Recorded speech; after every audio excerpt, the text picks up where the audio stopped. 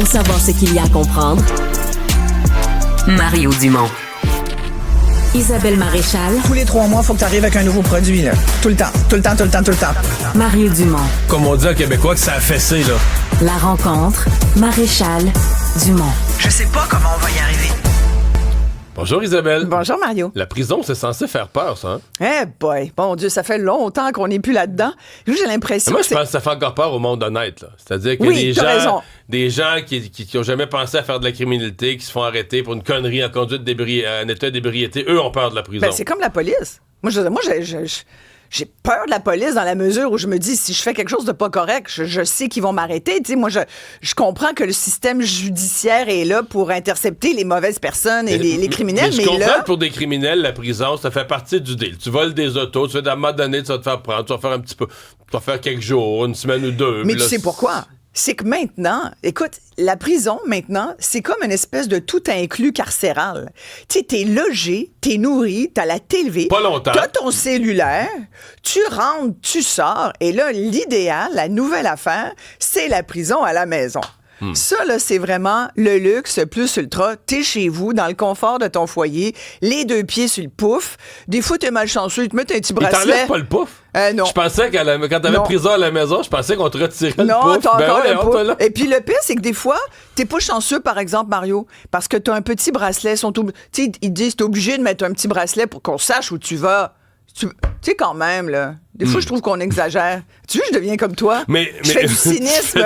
Non, mais écoute, sincèrement, puis quand je regarde ça, je me dis, mais... Et surtout, la semaine dernière, ça a été beaucoup dans l'actualité. Tu sais, il y a le syndicat des agents de la paix en service correctionnel. Fait des farces, mais le fait qu'ils se font livrer toutes sortes de cochonneries, là... C'est terrible. Des cellulaires, ça augmente. Parce que là, t'as des caïds... C'est-à-dire que c'est business as usual. Non, mais là, t'as des caïds qui gèrent leur réseau... De l'intérieur.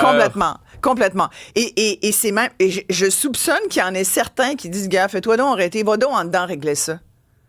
As-tu vu la série The Mayor of Kingstown? Non. C'est exactement ça. C'est une série fabuleuse. Moi, j'ai adoré.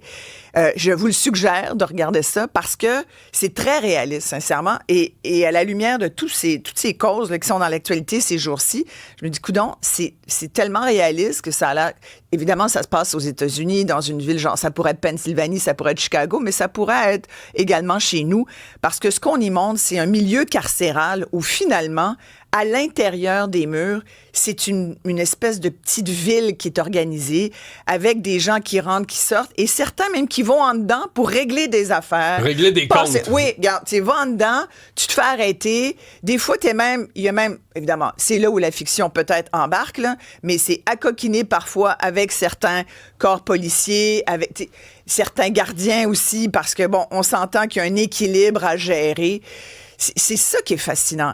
Mais aujourd'hui, moi, je pense qu'on est rendu à un point où il faut interdire le cellulaire dans les prisons. Ça ne peut pas être le fun d'aller en prison. Il faut que ça reste un environnement où tu n'as pas de plaisir, où tu es vraiment puni, où tu n'as plus de contact avec l'extérieur, sinon par, justement, des agents correctionnels. Il faut que ça fasse mal quelque part, mais pas parce que tu t'es fait tabasser par un autre détenu qui veut régler un compte ou parce que tu as les Arabes... Tu as vu l'histoire de ce gars-là là, qui s'était fait... Écoute, une séance de torture organisée en prison. Digne de Guantanamo, qui se passe ici au Québec, filmé par un téléphone cellulaire pour envoyer le message aux autres que regarde, c'est ça qu'on y a fait la passe au gars, puis en plus tous les autres là qui voulaient pas que ça vous serve d'avertissement, que ça vous serve de leçon si vous voulez pas être fidèle à AP, Arab Power, qui est un des groupes gang de rue entre autres qui sévit, qui veut avoir tout le type qui veut ramener à eux tout le trafic de drogue dans la région de Montréal. Fait que tu regardes ça, tu te dis ben voyons donc. Puis il y a aussi toutes ces sentences bonbons, tu sais. Il y a un agresseur au Saguenay-Lac-Saint-Jean qui a été trouvé coupable de contact sexuel sur 2 ados de 13 ans. OK? Il a évité la prison et sincèrement, on évalue qu'il y a un risque de récidive, mais qu'est-ce que tu veux? C'est comme ça. On espère qu'il va bien se tenir.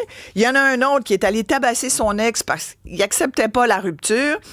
Lui, il s'est négocié une peine en échange de ne pas figurer sur la liste des délinquants dangereux ou à contrôler. Tu sais, tu peux négocier des affaires de même. Écoute, Bon, il a fini par avoir 10 ans de prison, mais dont 6 parce que il a tiré sur des policiers puis des ambulanciers. Tu es une bonne personne, je te jure. Ouais. Écoute, il y a des cas comme ça, c'est terrible. Il y en a un autre, là.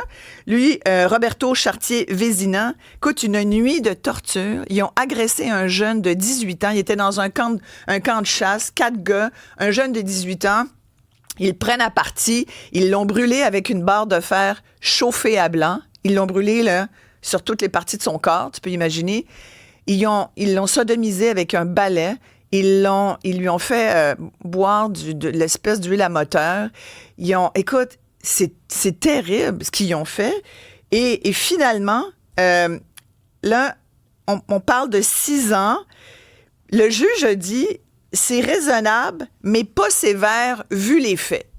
Moi, cette expression-là, je la comprends pas trop. Si c'est pas sévère, comment ça peut être raisonnable? Mais moi, j'ai l'impression que les juges ont comme les mains liées. Les prisons débordent, puis ils se font dire qu'il ne faut pas trop en mettre, je suppose. Je sais pas. Écoute, c'est terrible. J'ai-tu le temps de te donner des petites nouvelles de Pierre Fitzgibbon? Ben oui. Qui a obtenu une nomination de l'Université Concordia. Mais oui, je trouve ça toujours fascinant de prendre des nouvelles de Pierre Fitzgibbon, ex-ministre de l'Énergie de Montréal.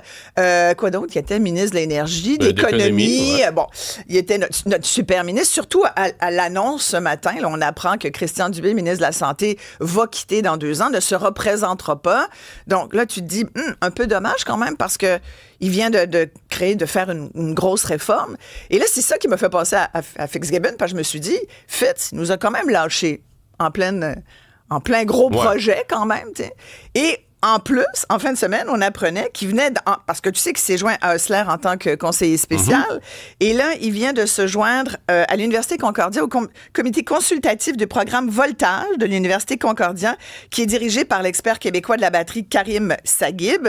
L'ex-ministre, évidemment, a déjà été conseiller stratégique au comité de direction d'Investissement Québec. Il a quitté son poste 2 ans plus tard. Et là, on dit qu'il va avoir le rôle de définir la vision stratégique du programme Voltage, un programme énergétique basé sur les batteries. C'est fascinant quand même, non? Tu sais, des fois, on dit... c'est pas surprenant. Il y a dû avoir plein d'offres. Clairement. Mais y a-tu une limite, toi qui es allé en politique? Veux-tu nous rappeler la règle? Y en a-tu une règle ou il y en a pas?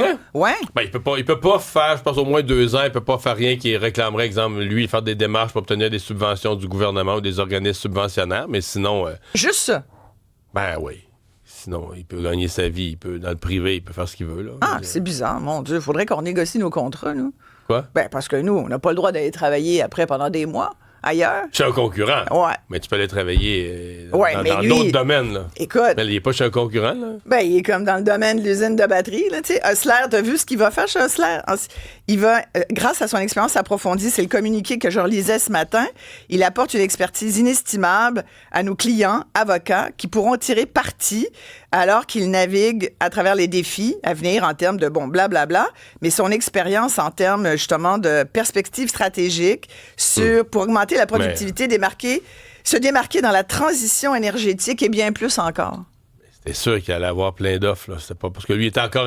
Mais tu sais, en même temps, je sais pas, veux-tu encore travailler 80 ans? Parce que, par exemple, dans le cas de Christian Dubé, je pense pas qu'il s'en va là du tout. Mais je pense que Christian Dubé, il veut vraiment... Il va avoir 70 ans, quelque chose comme ça. Il veut vraiment se retirer. Non, mais dans le cas de M. Dubé, on comprend plus. Ouais.